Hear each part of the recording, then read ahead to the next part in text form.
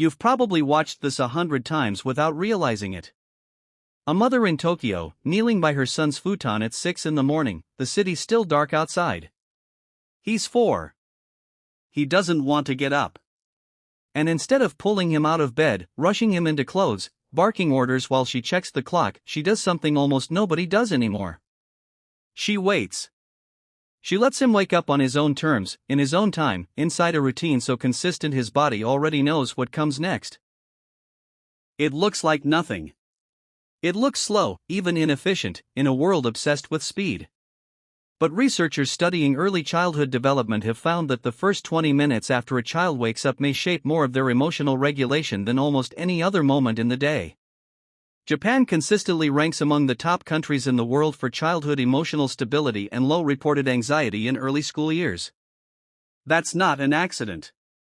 That's a pattern. By the end of this video, you'll know exactly what Japanese mothers do differently in those first morning minutes, 3 specific habits you can start using tomorrow, without changing your whole life or moving to Tokyo.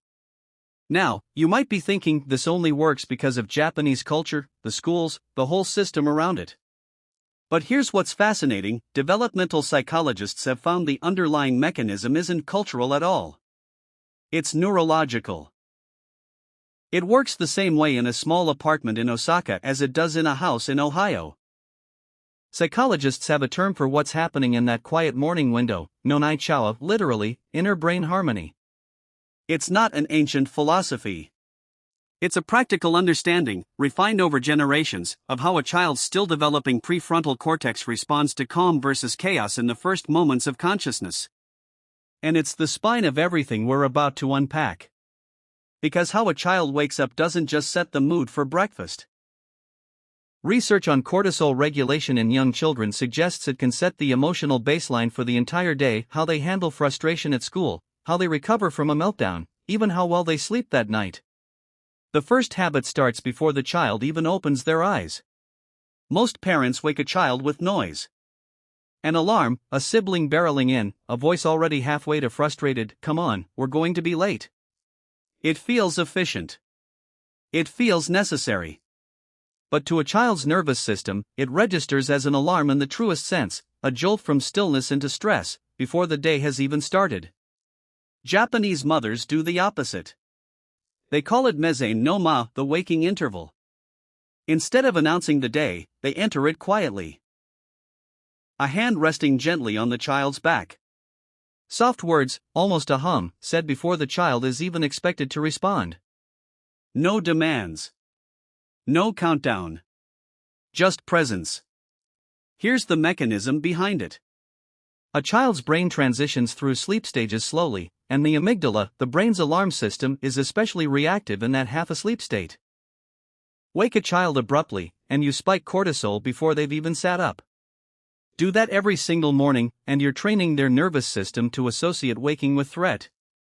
Wake them gently, and you give the prefrontal cortex, the part responsible for patience, decision-making, emotional control, time to come online first.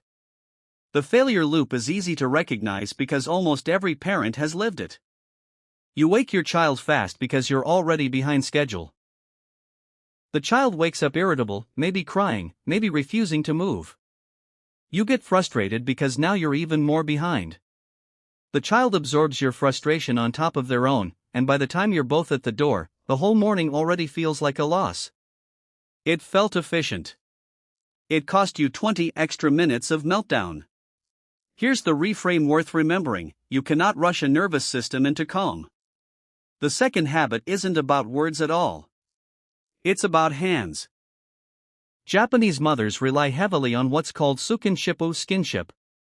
It's not a formal parenting technique from a textbook, it's a cultural habit so ordinary that most Japanese parents wouldn't even think to name it.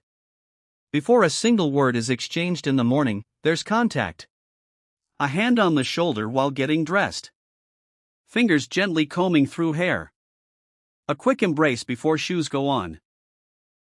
Most parents, especially in the rush of a Western morning, treat touch as a reward for cooperation: a hug after the child finally listens, after the tantrum ends, after everyone's finally out the door on time.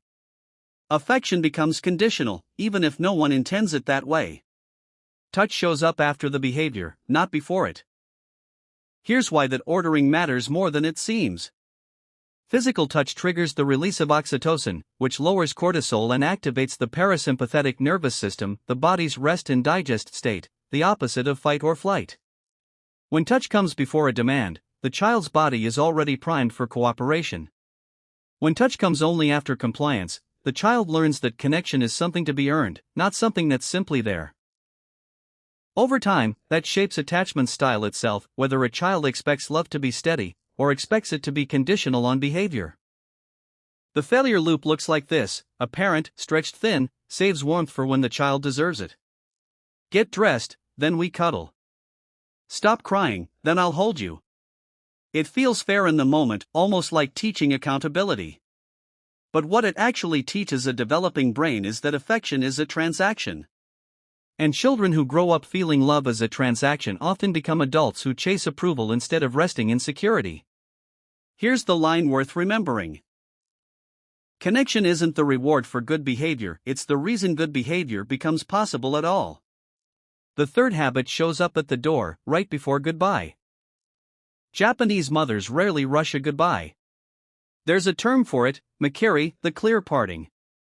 It's the deliberate act of pausing at the door, meeting the child's eyes, and closing the moment properly before walking away, instead of letting it trail off mid-sentence.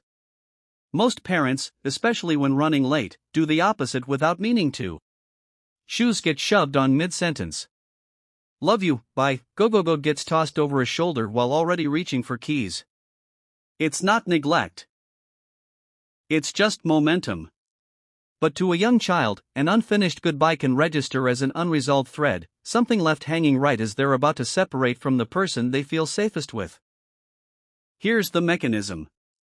Separation is one of the most cortisol-sensitive moments in a young child's day. Attachment research consistently shows that how a goodbye ends, not how long it takes, just how it ends, shapes how quickly a child settles once separated. A rushed, incomplete goodbye leaves the nervous system searching for closure it never got. A brief but complete one gives the brain a clear signal: this ending is safe, and reunion is certain. The failure loop is familiar to almost every parent. You're late, so you clip the goodbye short to save 10 seconds. The child senses the abruptness and clings, cries, or chases you to the door. Now the goodbye takes 3 times longer than if you'd simply paused for it in the first place. Rushing the ending creates the very delay you were trying to avoid. Here's the line to remember: a goodbye you rush is a goodbye that follows you both. So here's what it comes down to. The waking interval: approach a child's morning gently, not with alarm.